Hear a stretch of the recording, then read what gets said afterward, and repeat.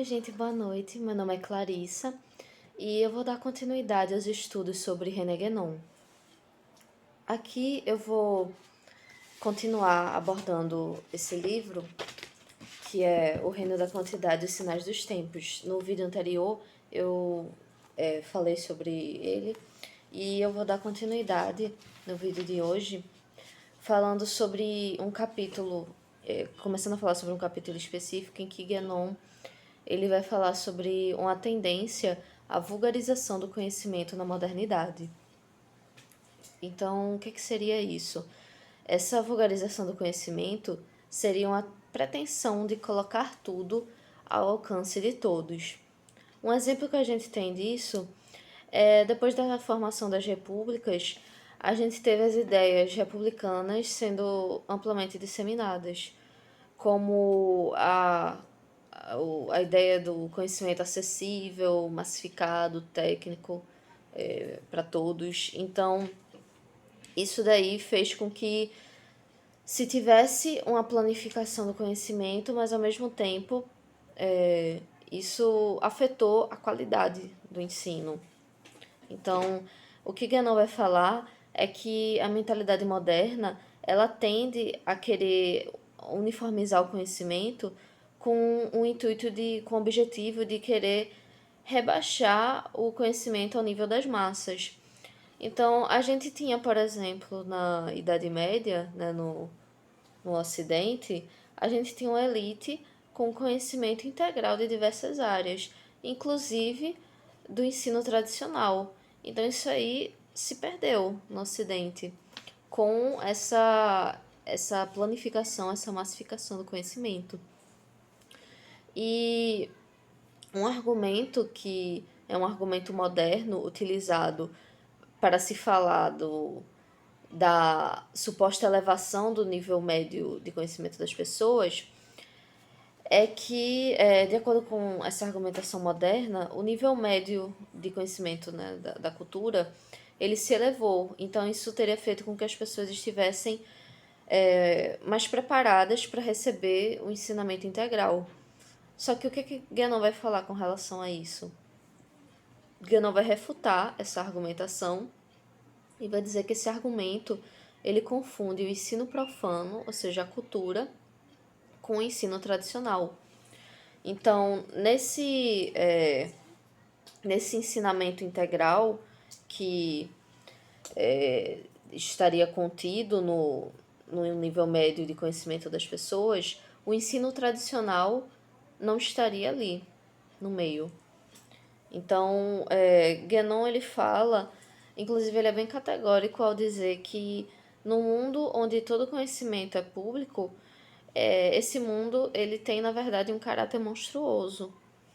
Então, ele também vai falar que, no fundo, esse ódio ao segredo, na verdade, é um ódio a todo tipo de conhecimento que ultrapasse o nível médio de conhecimento, ou que se afaste da uniformidade de conhecimento. E outra coisa que Guénon também vai falar é que isso também faz com que sejam extintas as elites intelectuais, o que para Guénon é algo essencial numa sociedade tradicional, que se tenham elites intelectuais que preservem os conhecimentos tradicionais. E outro capítulo que tem nesse livro que eu vou abordar nesse vídeo de hoje é um capítulo que é falando sobre os conceitos de desvio e de subversão. No caso, o desvio da tradição e a subversão da tradição. Eu vou primeiro explicar a diferença entre os dois. No caso do desvio da tradição, ele pode ter vários graus e pode acontecer aos poucos de uma forma que pode não ser percebida. Então, por exemplo, na mentalidade moderna, a gente tem na ciência moderna a elaboração de teorias de caráter cada vez mais quantitativo, que dessa forma procuram estabelecer aos poucos o reino da quantidade. No vídeo anterior, eu cheguei a falar sobre os conceitos de civilização quantitativa, né, e o conceito de reino da quantidade. Mas eu vou resumir e eu vou dizer que basicamente a civilização quantitativa é a civilização moderna, a que nós estamos agora. E por que ela é quantitativa? Porque ela é focada em todo o conhecimento que ele fica ali só, só focado, só retido na materialidade da existência, ou seja, referente a todo o conhecimento que ele só fica focado no plano material, nos conhecimentos referentes ao mundo sensível ou ao mundo material. Então, um exemplo de um tipo de teoria com caráter mais quantitativo seria o exemplo da teoria da evolução humana, que ela foca apenas no caráter, no aspecto biologicista ou biológico da evolução humana, do desenvolvimento humano, no caso. E com relação à subversão, Guénon ele coloca que a subversão ela seria um extremo do desvio. Então, a subversão da tradição se refere ao estado completamente oposto à ordem normal. Então, ele relaciona o termo da subversão também ao termo satânico, a palavra satânica. E satânico seria a negação e a inversão da ordem. Então, a subversão da tradição seria fazer com que a desordem ela tenha uma máscara, ou seja, uma aparência de ordem ou de falsa ordem. Então, ela imita tudo aquilo a que se pretende opor.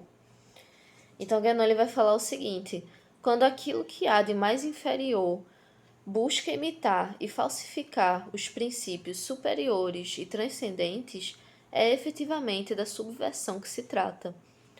E um exemplo que eu trouxe disso, da subversão, é um exemplo que está contido aqui no livro Símbolos Fundamentais da Ciência Sagrada, de Guénon, em que Guénon ele vai apresentar o exemplo da subversão do símbolo da suástica. Então, ele primeiro vai falar que esse símbolo da suástica ele é encontrado em diversas sociedades, tanto do Extremo Oriente como do Extremo Ocidente. E com relação à subversão desse símbolo, ele vai falar que essa subversão foi feita no Terceiro Reich alemão. Então, o que foi feito desse símbolo, da suástica? Foi feito um uso completamente artificial e arbitrário desse símbolo para colocar uma suposta superioridade da raça ariana. Então, ainda com relação a esse símbolo da suástica, Guénon ele vai fazer uma correlação com o símbolo da cruz. Só que para falar disso, eu vou voltar um pouco e explicar um conceito de Guénon que é referente ao conceito do símbolo da circunferência. Então, Guénon ele vai falar que ele vai falar do símbolo da circunferência com um ponto central. Então, a gente tem aqui o símbolo de uma circunferência com um ponto central. E Guénon vai falar que esse ponto central aqui, ele seria o princípio divino. Ou também representaria o Sol, que é o centro ou o coração do mundo. Então, deixa eu colocar aqui. Esse ponto central seria o princípio. Esse ponto central seria o princípio divino. E a circunferência, esse círculo ao redor do ponto central, representaria o mundo. Ou seja, o nosso mundo. Certo? Então, essa circunferência aqui representaria o nosso mundo. E o que é que Guénon ele vai falar sobre o símbolo da cruz? A gente pode traçar uma cruz que vai emanar a partir desse ponto central. Então, aqui a gente tem... Eu fiz aqui uma cruz que ela emana desse ponto central. E Guénon vai falar que existe uma correlação entre o símbolo da cruz e o da suástica. Ele vai falar que são símbolos equivalentes. E com relação a isso, ele diz o seguinte: como a circunferência representa o mundo, ou seja, essa circunferência aqui ela representa o mundo, o fato dela estar subtendida indica de modo bastante claro que a suástica não é uma figura do mundo, mas em vez disso, da ação do princípio com relação ao mundo. Então, a gente tem um círculo, né, circunferência, que representa uma unidade, que simboliza a unidade, né, a unidade do mundo. E esse ponto central, que é o princípio divino, dele vai evocar, ou seja, vai emanar todos os símbolos existentes. Então, tanto o símbolo da cruz quanto o símbolo da suástica, elas vão emanar desse ponto aqui central. Então, voltando para o livro O Reino da Quantidade, tem um capítulo em que Guénon ele vai falar sobre as fissuras existentes no nosso mundo. E essas fissuras, elas são como se fossem uma espécie de rachaduras, de frestas. E através dessas frestas, elas seriam portas de entradas para as forças destrutivas se infiltrarem no nosso mundo. Então Guénon vai falar o seguinte: essas fissuras se produzem na Grande Muralha, que envolve este mundo e o protege contra a invasão das influências maléficas do domínio sutil inferior. Então a gente tem aqui o mundo, e esse mundo ele tem essa grande muralha, que seria uma camada protetora. E essa camada protetora é para justamente nos proteger de ataques de influências maléficas de domínios inferiores. Então, no estado normal das coisas, se a gente estivesse no estado normal das coisas, essa muralha, ou seja, essa cobertura, essa camada, ela teria uma abertura na parte de cima para permitir a comunicação com os domínios superiores. Só que o que foi que a modernidade fez? A modernidade, ela construiu uma barreira através do materialismo. E essa barreira criou um obstáculo para a nossa comunicação com os domínios superiores. Então, pelo fato de que os conhecimentos se tornaram completamente focados na matéria, no domínio material, nós ficamos alheios e ignorantes à metafísica, no geral. Então, isso criou uma barreira para que nós tivéssemos uma comunicação com os domínios superiores. Então, por causa dessa barreira e por causa dessas fissuras existentes, então nos encontramos muito mais desprotegidos dos ataques das entidades maléficas. E por causa disso, a gente se encontra sem defesas, expostos a todo tipo de ataques e ignorantes dos perigos que nos ameaçam. Então, Guénon ele vai colocar que existe na tradição hindu o conceito dessa grande muralha, ela tem um nome de Loka Loka, que é uma montanha, seria uma montanha que separa o cosmos, Loka, das trevas exteriores, que é a Loka. E também na tradição hindu nós temos as figuras dos demônios Koka e Vikoka, que esses demônios eles tentam invadir o nosso mundo constantemente. E perto do fim do ciclo do Kali Yuga, porque Guénon ele vai colocar que o nosso mundo ele é dividido em ciclos. E esse ciclo que nós estamos agora seria o ciclo do Kali Yuga. Então, perto do fim do Kali Yuga, esses demônios entrarão no nosso mundo através dessas fissuras. E aí, na tradição islâmica, a gente também encontra um conceito parecido. Na tradição islâmica é falado sobre demônios que tentam entrar por essas fissuras existentes. E esses demônios são chamados de Gog e Magog. E Guénon afirma que essas entidades elas levam hoje uma existência subterrânea ou infernal. E desde o começo do Kali Yuga, ou seja, desde o começo do ciclo, elas tentam entrar pelas fissuras do nosso mundo.